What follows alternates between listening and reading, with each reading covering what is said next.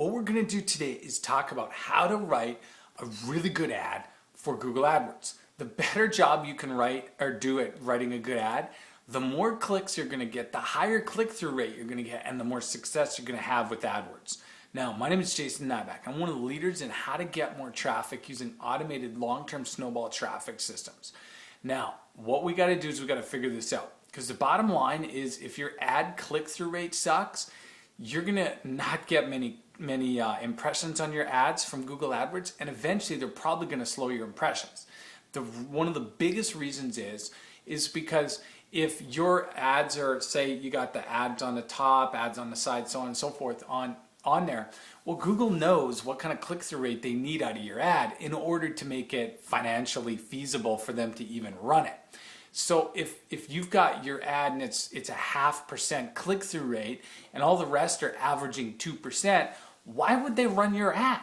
That doesn't even make sense, because they're making they're getting 4 times the amount of clicks out of the other ads. And what if there's potentially other advertisers who are bidding less than you per click but have a higher click-through rate?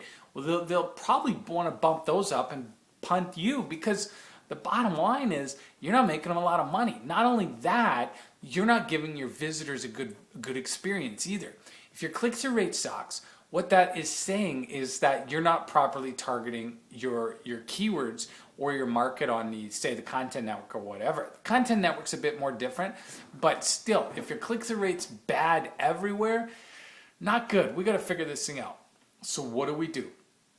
Okay, the first thing you've got to do is you've got to, without question, make sure that you're running very tight ad groups. Okay, a lot of people just dump things in and hope it's going to work, and dump all these keywords in their ad group and hope it's going to work. But you got to be smarter than that. It's going to take some time, but what you need to do is be very, very focused on precision. So create tight ad groups around 1, 2, 3 keywords, something like that, and make sure they're really, really tight, really focused, and really targeted. The second thing you're going to want to do is you're going to want to match your ad group to the ad very specifically.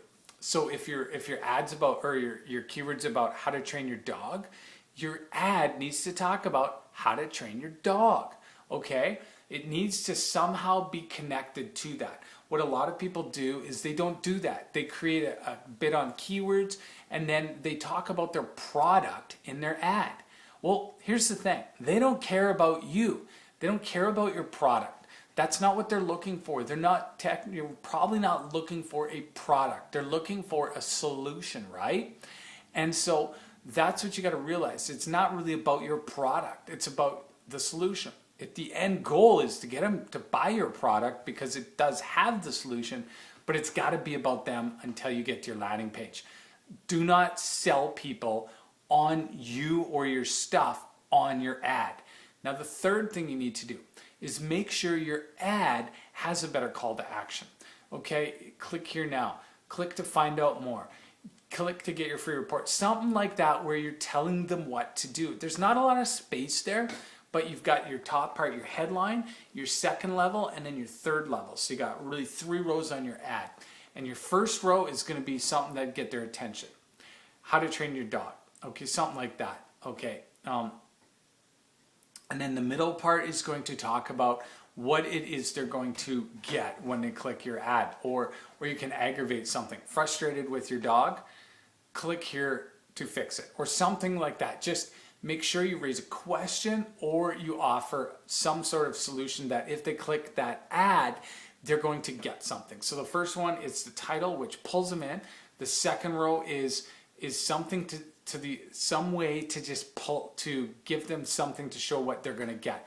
So how to train your dog is the title, and then the second line is 3 easy ways to make it happen, or whatever, because you only have a little bit of space. Click here now to finally get relief, or whatever.